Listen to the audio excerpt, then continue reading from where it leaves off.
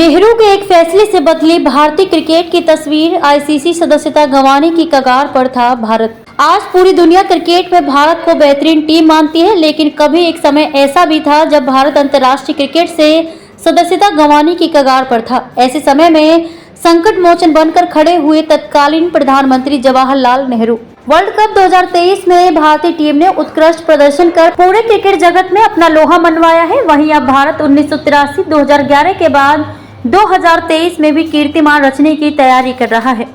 पूरे टूर्नामेंट में एक के बाद एक लगातार लीग मैचों में 9 जीत के बाद सेमीफाइनल में कीवी टीम को हराकर भारत ने फाइनल में अपनी जगह पक्की की है। आज पूरी दुनिया क्रिकेट में भारत को बेहतरीन टीम मानती है, लेकिन कभी एक ऐसा समय भी था जब भारत अंतर्राष्ट्रीय क्रिकेट से सदस्यता गंवाने की कगार पर था। ऐसे समय में संकट मोचन बनकर खड़े हुए तत्कालीन प्रधानमंत्री जवाहरलाल नेहरू।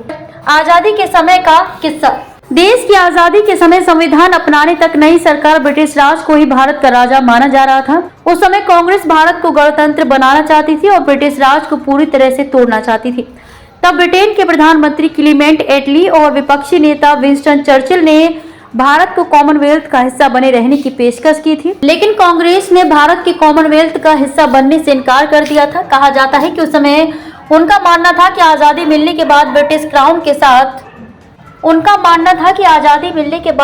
क्राउन के साथ किसी भी तरह के राजनीतिक या संवैधानिक रिश्ता नहीं रखना चाहिए।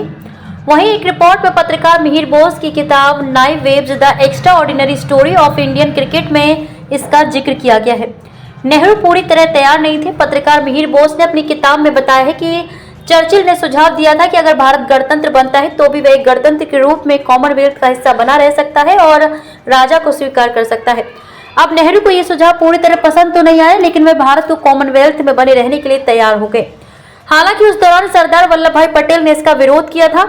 बोस अपनी किताब में लिखते हैं कि 19 जुलाई 1948 को इंपीरियल क्रिकेट कॉन्फ्रेंस की लॉर्ड्स में बैठक हुई, जिसमें फैसला लिया गया कि भारत आईसीसी का हिस्सा रहे, लेकिन सिर्फ अस्थायी आधार पर सदस्य रहेगा। भारत की आईसीसी सदस्यता के फैसले पर 2 साल बाद फिर विचार किया जाना था। अब आईसीसी का नियम 5 के अनुसार अगर कोई देश ब्रिटिश कॉमनवेल्थ का हिस्सा नहीं होता है तो उस देश की सदस्यता खत्म हो जाएगी। आखिर में पलटी बाजी, लेकिन आईसीसी ने 1950 में दोबारा बैठक की। तब भारत ने अपना संविधान अपना लिया था, साथ ही वह कॉमनवेल्थ का सदस्य भी रहा, लेकिन उसकी सरकार पर ब्रिटिश राजशाही का कोई भी अधिकारी नहीं रह गया था।